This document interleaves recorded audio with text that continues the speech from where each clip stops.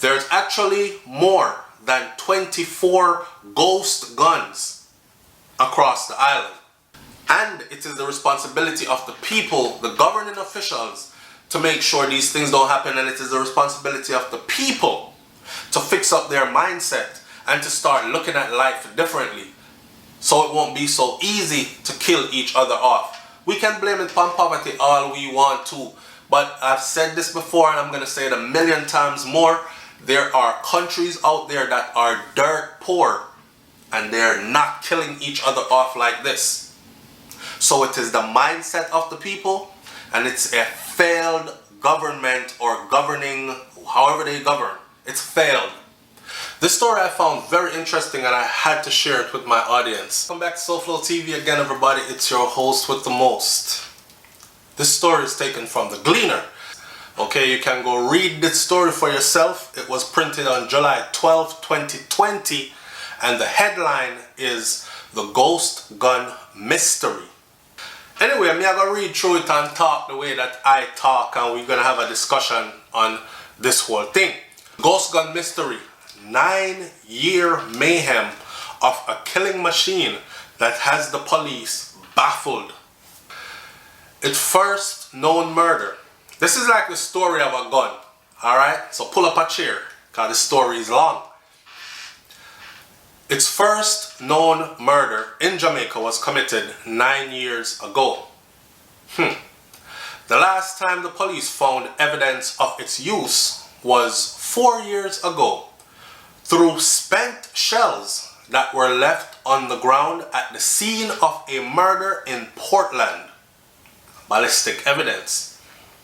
The two men killed in that incident are victim number 6 and 7 of this killing machine. Now, according to the police investigators citing the result of the ballistic test, the 7 murders that are linked to this mystery weapon are spread across the police divisions, different places. The victims include a Portland native who had migrated to the Netherlands in search of a better life. Now, this person came back to Jamaica for a short visit and got by the same weapon. Past student and it also includes a Jamaica College past student who had vowed to take care of his grandmother so that she could enjoy her golden years. Now, apart from clues that are suggesting that it is a 9mm pistol, police investigators conceded that very little is known about the make and the model of this killing machine. So in reality, they really don't know then, because if they don't know the make or model. Anyways, how it entered the island, or how the murderers who have had possession of it. Tongue-tied. I would be like one of those guns now that you would call a ghost gun. It pops up at crime scenes and then it just disappears. A senior investigator who requested anonymity because he was not authorized to speak about the case to the Gleaner, actually told the Gleaner this, but said, please hide my name, hide my face, hide my ID, because I have no authority to speak to you on this matter. I just tell you some things while go on. You understand? Now, it is still out there. That very same gun is still out there and it has not been located. The killings by this ghost gun have been linked through forensic analysis of spent shells found at scenes of each of these incidents. They have been able to pin this gun to. Remember, we had a discussion before where we talk about professional hitmen, kill for hire, or serial killers are on the loose in Jamaica. If you are a professional hitman that's killed multiple people, then you are also a serial killer. So these people are on the loose, and they are on the loose in bigger numbers than we would think. Now, according to law enforcement sources, this supposed 9mm is among more than 24 ghost guns that are being tracked by the Jamaica Constabulary Force, because each has been linked to multiple murders across the island. Each of these ghost guns have been linked to multiple murders across the island, and there are 24 of them. National Security Minister Dr. Horace Chan said that it was difficult to determine the number of ghost guns being tracked by the JCF, but he insisted that his priority is just to get them off the streets. That don't make no sense, right? That's to me. The statistics on that I wouldn't seek because it doesn't carry a lot of weight. What carries weight is the gun and how many people it kills. So you know that particular gun, so you need to find it, Chang said. So for instance, now you find a gun, right? By ballistics, this gun has been linked to 7, 8, 9, 10 crime scenes, 10 murders. You want to make sure you get that one off the street ASAP, is what he's saying, because whoever is handling that is obviously either a serial killer or could be a case of this gun is being loaned out. Because I've heard of cases where the gun get loaned out, like a man control 10 gun, him run the area. The thieving youth them are the criminal minded youth them now, they decide that in order to pursue their thing, they need a gun, but them don't have a gun and they can't afford a gun. So here what? Me I go mash a works. I'm gonna commit a crime. And what I'm gonna do is I'm gonna go link the boss, so and so, Linky, and Linky I gonna give me a gun. I'm gonna go commit a crime. If me get a 50 grand from it, me know say Linky I forget 25, 30 grand out of it, and I'll get 20 or whatever the split ratio is. I've heard of those happening as well. Loaning out guns on consignment and then taking a part of the spoils. Now, the statistic on that, he said it wouldn't carry much weight. What would carry much weight is a particular gun being linked to many different murders. That gun needs to be off the street ASAP, or we need to locate the gun and who's in possession of it. Now, over the last decade, Jamaica has recorded over 11,000 murders, 75% of which involve the use of illegal guns that continue to pour into the island. Let that bubble in your mind for a minute.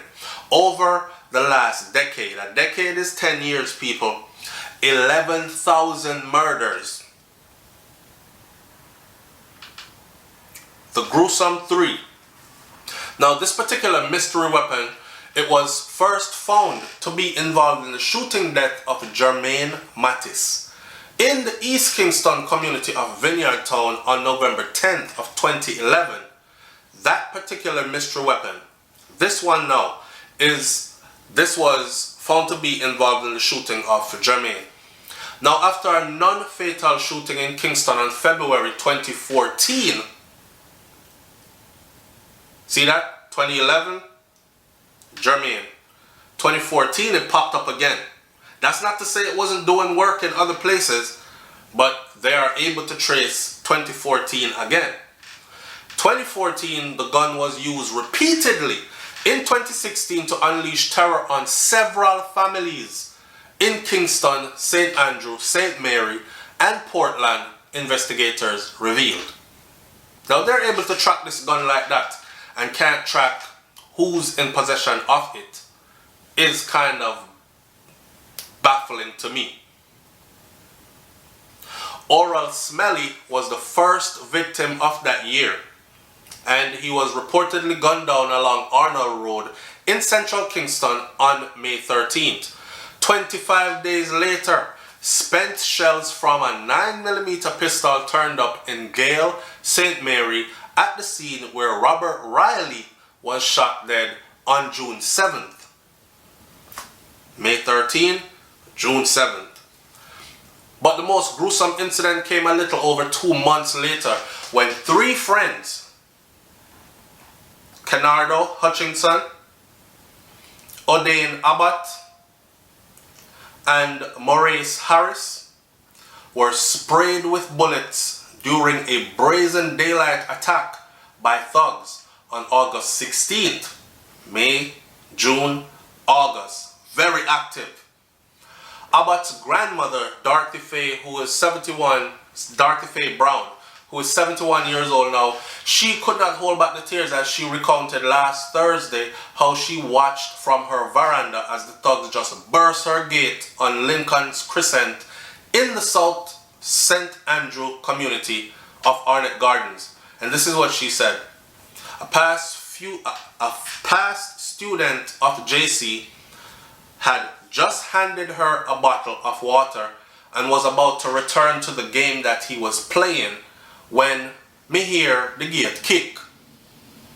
I me hear bow, bow, said the elderly woman, tears welling up in her eyes as she imitated the sound of the gunfire.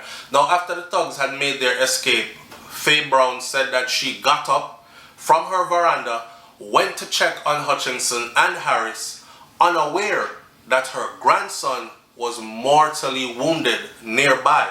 Now, there had been no word from the police, she said, about a suspect or even a motive as to what might have taken place on her grandson who had vowed to take care of her.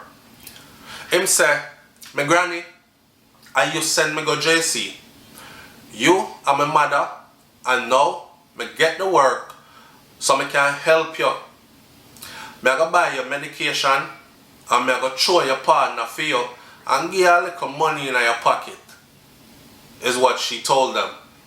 Hassan Anderson, 43 years old, who resided in the Netherlands, he had returned to his native in Portland in September of 2016 just for a short visit when investigators believed that he too became a victim of the same ghost pistol. Anderson and other family members had reportedly just returned from a wake when he was shot to death by thugs who barged into his house in Draper's Heights. Now, them just come from a funeral, you know, and suddenly, as soon as you get home, they kick off your door and shoot you in there after just coming from this funeral. Something in a something. But we're talking about the gun, because that gun is some of everywhere. Now, Anderson and family members had reportedly returned from a wake when this happened. As they filled the house, the gunmen reportedly executed Leroy McCoy, who was 48 years old, who was just sleeping outside in a parked car. And I'm sleeping, get it, as they fled the house. 4 years later, Anderson's brother Leroy, who was inside the house the night Anderson was killed, he's still searching for answers. Him say, "Me don't know how to feel ya, man. Me now on trance, where me not understand. Me just have to say, life goes on." The Portland double murder was the last time spent shells from that ghost gun have been retrieved at a crime scene. But investigators insist that they have not given up on their search to locate it. Now, here's my thing. The story not done yet enough, because I have more of the story and I have some comments to read. But just let me say this right here. The Portland double murder was the last time spent shells were found. So this person who is using this gun, couldn't this even serve to help them? Because if I'm the one that's carrying, or maybe they don't even know that they're carrying this gun because the serial number filed off. But if I know, if I'm out there committing crimes like this, and we see it show up in the paper where every location that I hit is in the paper, it would tell me that I'm getting sloppy. It would tell me as a warning, clean up your act, stop leaving spent shells around. Obviously the person already I get to it, because nobody has been caught in any of these that I've spoken about so far. So the person is already getting away, but you're leading them back to you by leaving these spent shells around. Now, how about you just don't leave no spent shells anymore? Couldn't that be actually beneficial to them as well, releasing this information to the public? I don't understand the tactics of how things are done or the reason why. They might very well have some reason behind this. I would like to know that reason. Now, increasing alliances. For some investigators, ghost guns are troubling telltale signs of increasing alliances being formed in a criminal underworld, because Even among gangsters who were blood enemies in the past, this would seem as if they are now uniting to get their thing done. In most cases, it is believed that these bonds are formed in prison, or they're based on the sharing of spoils from their nefarious activities or illegal activities. There are some guns that are affiliated with certain individuals or certain gangs, and depending on who get the contract, figure mash a work, you will find that the gun being used in different locations. One crime fighter said, using the street slang for contract killing and robberies, mash a work. Another explanation, according to the Minister of National Security, is that there are professional hitmen in Jamaica today. Really? You know, it's been 5 years that we've been saying that on SouFLoTV, but they are printing that out now and saying that there are professional hitmen. This is another explanation that is offered by the Minister of National Security, is that there are professional hitmen in Jamaica today. A long time them then, sir. Not just today.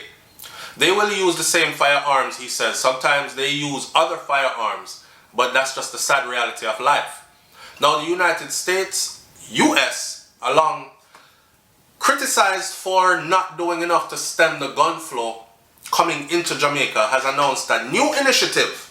The US has decided to enter the fight. Announced a new initiative that is aimed at identifying gun runners behind the shipment of weapons to the island. US Ambassador Donald Tapia disclosed that as part of the measure, the Jamaican police are now required to turn over to their American counterparts the serial numbers of other information about these firearms that are taken off the streets of Jamaica. He said, we now can track that back to the US to find out who bought the gun.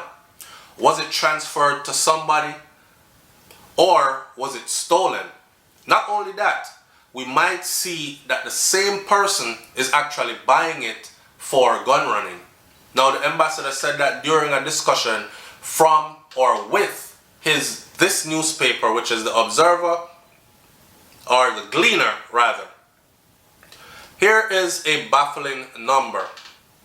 704 homicides. People, we are in July. Today is July 13th. And Jamaica has already 704 homicides. Jamaica has recorded 704 homicides and nearly 650 shootings. That means I know everybody will get shot, dead. But 704 of those. 650 shootings since the start of the year. Now figures that are marginally low when compared with the corresponding period of last year. So in other words, we were doing worse last year. This year, at this rate we're probably going to pass 1,000 again. Either way, it's not a good look. Now Terry Nichols, the widow of one of two American missionaries that was brutally murdered in St. Mary 4 years ago, she believes that the absence of any deterrence and the lack of confidence in the judicial system are at the heart of Jamaica's crime problem. The lack of confidence in the judicial system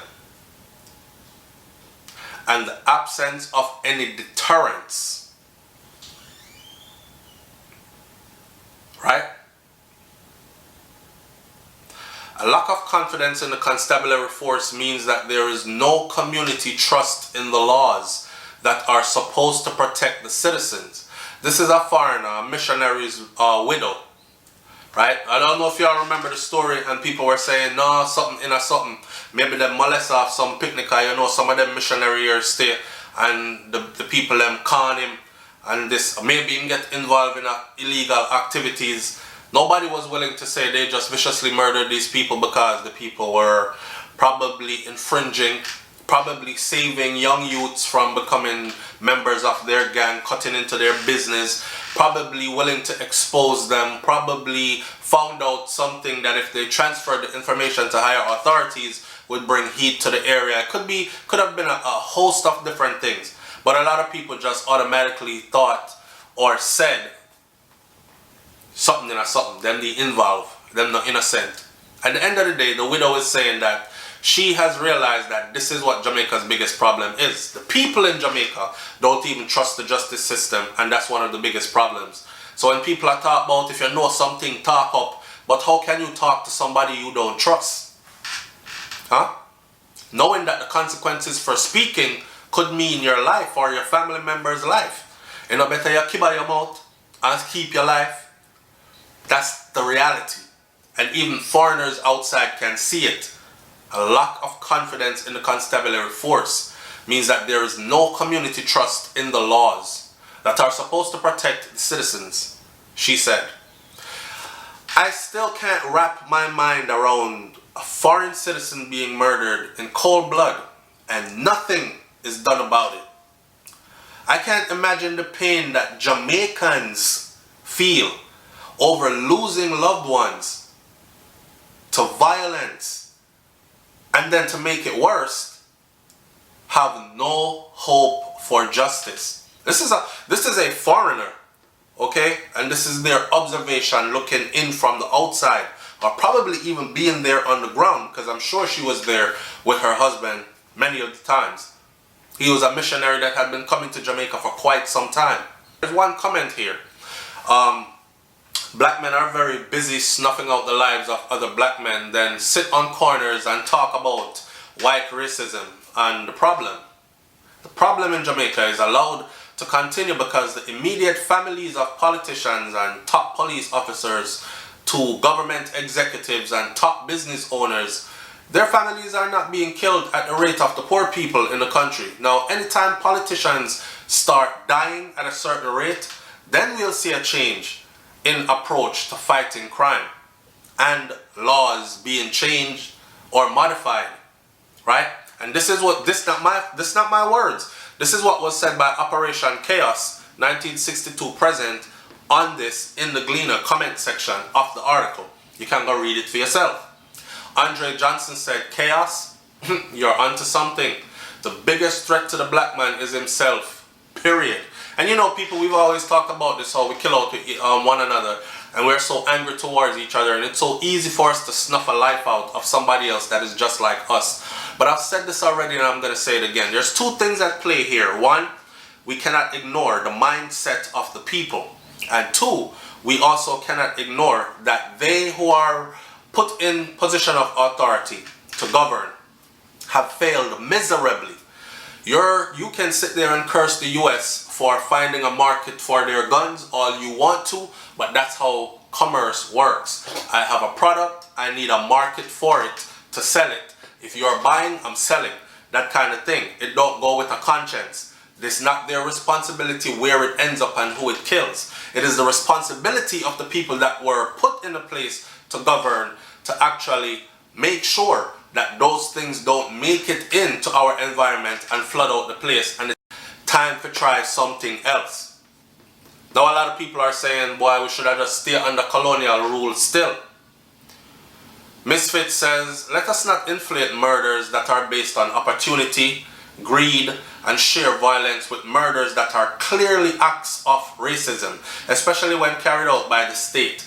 These are two separate realities. Each is a valid concern though, please. So don't mix up one with the other. Hired, loaned or rented guns. That is quite common. Unfortunately, the Jamaican government is not willing to take help. If help offered is not on their terms, then they refuse to accept it. Very twisted logic. And Phil replied to that and said, they asked and they did get help from British police around about 2010 to 2013. But the incompetence who they came to help would not work with them in a meaningful way.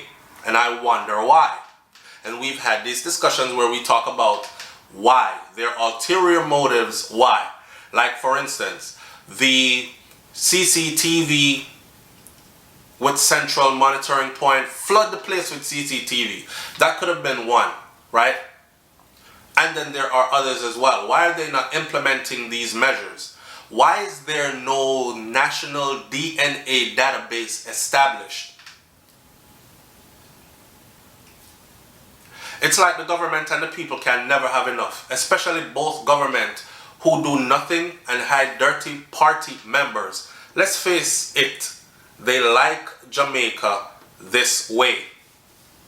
They like Jamaica this way. Let me close this video by saying this. Again, we can blame poverty all we want to. We can blame all other kinds of stuff all we want to. Deflect, deflect, deflect. But at the end of the day, the reality is this. It is the mindset of the people, and it is a failed government that causes all this to continue to happen. The mindset of the people have to change, and the government themselves, those elected officials, especially at certain ranking, will have to change their ways as well. Until then, hell in a handbasket with gasoline draws on. So it look like for we. Leave your comments in the comment section below. Tell me what you think about this one, and stay tuned for the other story which I will post coming up, and it will be about a Spanish Town gang that wanted to kill Weekly's son. I'm out. Peace.